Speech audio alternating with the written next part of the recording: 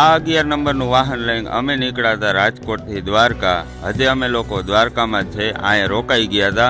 અમે આ જગ્યાએ રોકાણા હતા ને અહીંયા ખાલી છે ને સુવાના જ પૈસા દેવાનો, એક જણાના 200 રૂપિયા, એટલે ભાઈ છે ને મફત કહેવાય. અને હવારમાં જો નાહી ધોઈને હું ને અમારા કેમેરામેન ફ્રેશ થઈ ગયા હે. આજનો અમારો રૂટ રહેવાનો છે ઓખા, સુદર્શન સેતુ અને એક ભાઈ જ્યોતિર્લિંગના દર્શન થાય આ 11 નંબરના વાહનથી, અને શિવરાજપુર બ્રિજ અને ગોપી તળાવ. તો ભાઈ વિડીયોમાં બન્યા રહેજો, બહુ એટલે બહુ મજા આવશે. અને બધાથી પહેલા ભાઈ છે ને નાસ્તો કરવો પડશે, તો ફટાફટ હું ને શિવાભાઈ જાય અને કંઈક નાસ્તો સારો એવો કરી.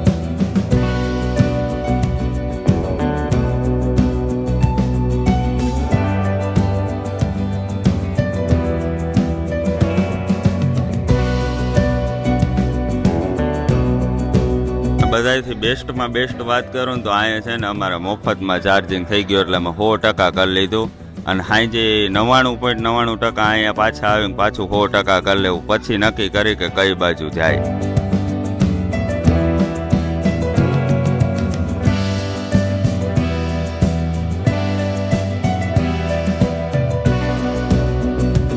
ફૂલ નાસ્તો પાણી કરી લીધા, ખાધા ભાઈ અનલિમિટેડ થેપલા, ખમણ અને મસ્ત મજાની ચા પીધી ભાઈ, ફૂલ એટલે ફૂલ પેટ થઈ ગયો છે. હવે અમે નક્કી કર્યું છે કે શિવરાજપુર બ્રિજ છે ને પેલા ન્યા વયા છે, એટલે હવે તમને ન્યાના નજારા જોવા મળશે. અત્યારે જોવો અમે શિવાભાઈ જો પોઝ દઈને ઊભા રહી ગયા, અને એ કે મારા 1-2 ફોટા પાડી લ્યો. તો અહીંયા લોકેશન સારું આવ્યું ને મેં કીધું હાલો ફોટા પાડી લઈ. અને આ બાજુ વૃક્ષમણીનું મંદિર છે, ત્યાં આપણે રિટર્ન દર્શન કરશું. પેલા શિવાભાઈના 2-3 ફોટા પાડી લઈ.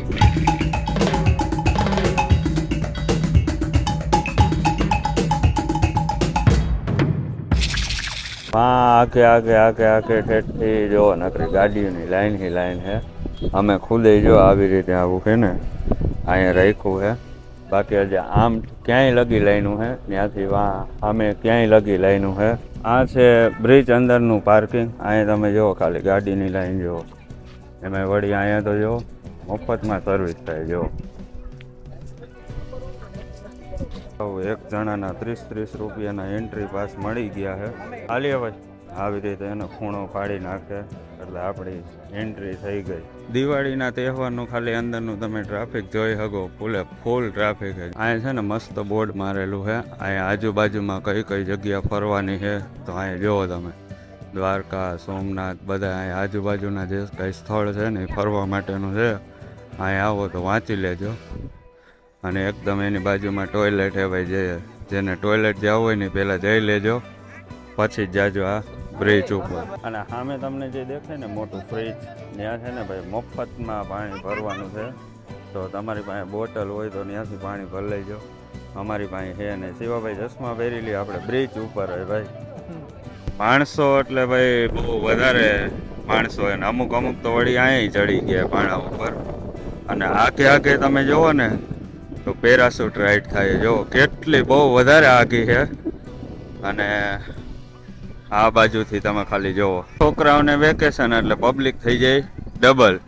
હવે થોડુંક આમ જાવું શિવાભાઈ, આગળ જવું હોય ને શિવાભાઈને, પછી અમારે ફોટા બોટા પાડવાનો હોય, રીલું બીલું થોડીક બનાવી.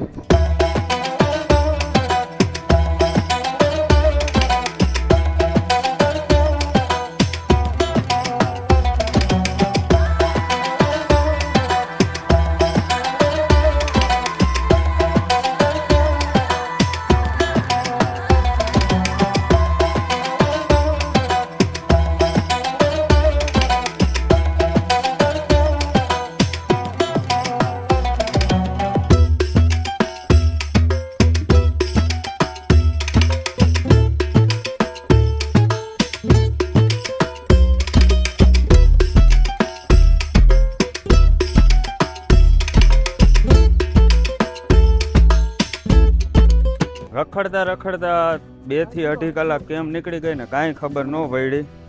તો હવે આપણે ભાઈ આ સરસ મજાની જગ્યાને કરી છે બાય. હવે અમારે જવાનું છે બેટ દ્વારકા.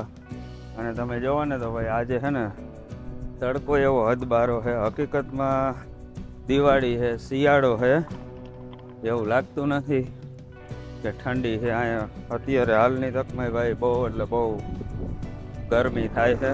હવે ક્યાંક છે ને આમ ઠંડી વસ્તુ ખાવી અથવા પીવી પડશે. તડકો એવો છે, હાલવાનું તમે ખાલી જો શરીરમાં પાણી ઘટી જાય. બહુ એટલે બહુ છે તડકો.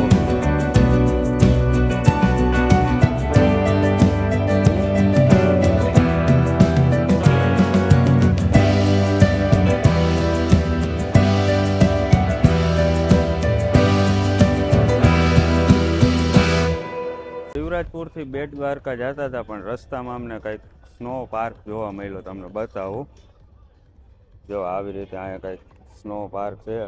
અંદર કંઈક આવું બધું છે. બાયણે ફોટા મારેલા છે. તો હવે અમે ટિકિટ લઈને અંદર જઈ. સ્કેનર कितना 800 एक का 400 और कितनी देर तक 2 घंटे के लिए एंट्री पास मिली गयो. एक जणाના 400 રૂપિયા ટિકિટ છે. હાલો અંદર. આ બેગ ને એવું ક્યાં રાખવાનું? આમાં હવે ચપ્પલ નહીં નાખી.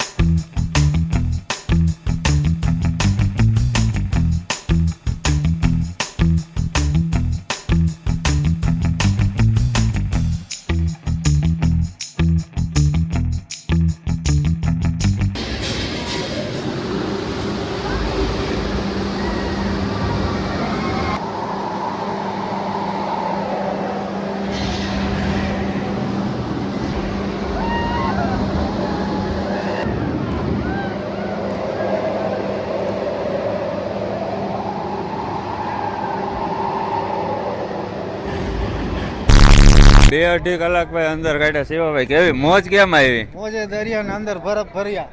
જો મોજે દરિયાના અંદર બરફ ભર્યા.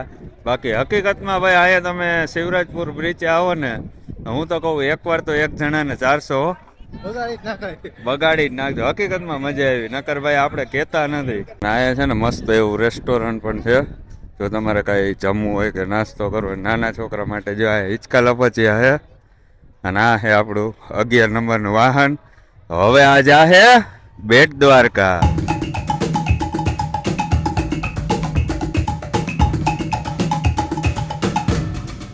બેટ દ્વારકા પોગી ગયો ભાઈ. બહુ એટલે બહુ અમને આનંદ આવ્યો છે કે અહીં લગી પોગી ગયો. હકીકતમાં તમે જોયા જ હશે કે બધાના રિવ્યુ કેવા હોય. અને આને અમે લોકોએ પોગાડ્યું છે. તો આના માટે લાઈક કરજો, અમારા માટે ન કરો તો કાંઈ નહીં. બાજુમાં તમે ખાલી જુઓ એકદમ બ્લુ સાઇન વાળું પાણી તમે જુઓ. અહીંયા ભાઈ એક છે ને ફોટા બોટા પાડવાનો એક આનંદ યુનિક જ છે. અને અત્યારે ભાઈ ટ્રાફિક તમે જુઓ, ક્યાંય વાહન મેકવાની જગ્યા નથી. અમે ખુદય રોડ માથે ઊભા છે એટલે ખાલી 2 મિનિટ જ ઊભા રહેવું. ટ્રાફિક થઈ ગયો પુલ ઉપર જોરદાર. આ બાજુ એટલું ટ્રાફિક છે એવી રીતે આ બાજુ એટલું ટ્રાફિક છે, હું તો કહું કે ભાઈ હે ને અહીંયા 2 મિનિટમાં ફોટા પાડીને નીકળી જાજો.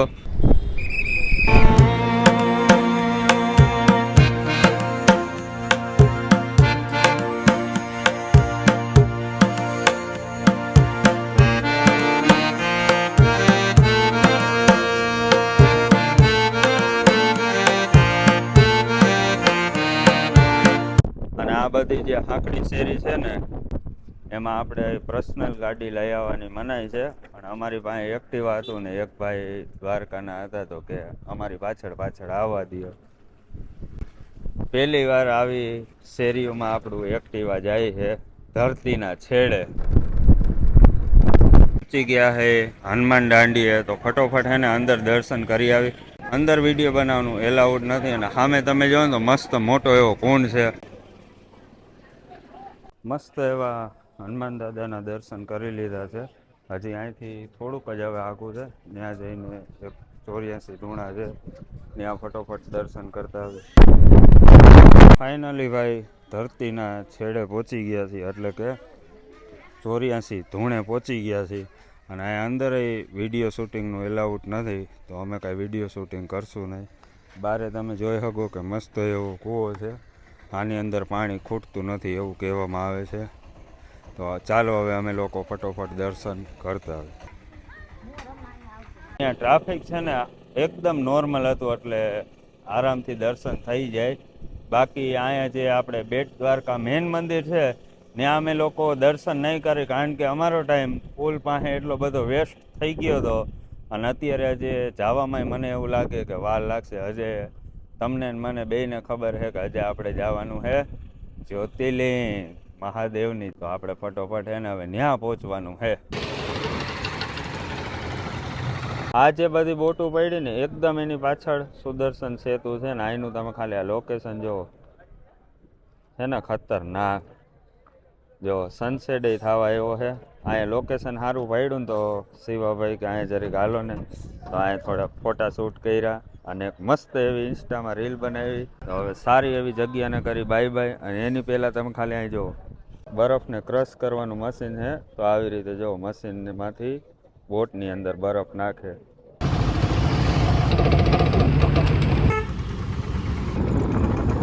પહોંચી ગયા હી ગોપી તળાવે, જોઈ શકો તમે. અત્યારે જો ને તો અંધારું થઈ ગયું અને કેટલા વાગી ગયા તમને કહી દઉં. 6:30 વાગ્યામાં જોવો તમે અંધારું થઈ ગયું. આવી કંઈક મસ્ત એવી છોટું સી બજાર છે. અને બપોરની આજે ચા નથી પીધી, તો બધાથી પહેલાં છે ને હું શિવાભાઈ બે ચા પી લઈ, પછી એક્સપ્લોર કરી. આ ગોપી તળાવ છે. અત્યારે મારી અને શિવાભાઈ સિવાય કોઈ નથી, કારણ કે ટાઈમ છે ને ઓવરલોડ થઈ ગયો છે. અહીંયા એક ડોગેશભાઈ બેઠા છે, જોવો તમે. ગોપી તળાવની માન્યતા એવી છે કે અહીંયા હાથ પગ ધોવાથી શરીરની અંદર બીમારી ન થાય. અને બાકીનો ઇતિહાસ તો તમને બધાને ખબર જ હશે કે અહીંયા કૃષ્ણ ભગવાનને ગોપીઓને એવું બધું હતું, કારણ કે એ કહેવા બેસીશ તો ભાઈ વિડીયો કલાકનો થઈ જાય. આ છે ગોપી તળાવ, જોઈ લ્યો. સવારમાં મેં તમને 4-5 જગ્યા કીધી હતી, એના કરતાં અમે લોકો થોડુંક વધારે આજે એક્સપ્લોર કરી નાખ્યું.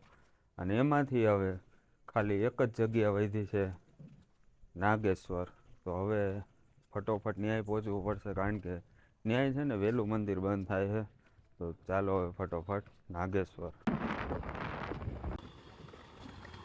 હું ને શિવાભાઈ બે 11 નંબરનું વાહન લઈને પહોંચી ગયા. જોવો ખાલી પાછળ અંધારામાં કદાચ તમને ધજા દેખાતી હોય કે ન દેખાતી હોય. ત્યાં છે મેન મંદિર, એની અંદર છે ભાઈ 13 જ્યોતિર્લિંગમાંથી એક જ્યોતિર્લિંગ. તો આપણા 11 નંબરના વાહને આપણને પોગાડી દીધું છે પહેલા જ્યોતિર્લિંગે. હવે ફટોફટ અંદર જાય અને દર્શન કરી. પબ્લિક જોવો તમે, છે ને ક્યાંય એટલે ક્યાંય હમાતું નથી, એટલું બધું પબ્લિક છે. બાયણે પણ 4 વ્હીલ ને 2 વ્હીલ ને બહુ એટલે બહુ વાહન છે. અત્યારે 8 વાગવા આવ્યા છે તો પણ એટલું બધું પબ્લિક છે. હવે જોઈ દર્શન કરવામાં કેટલી વાર લાગે છે. અને અહીંયા 3-4 ફોટા પાડી લે.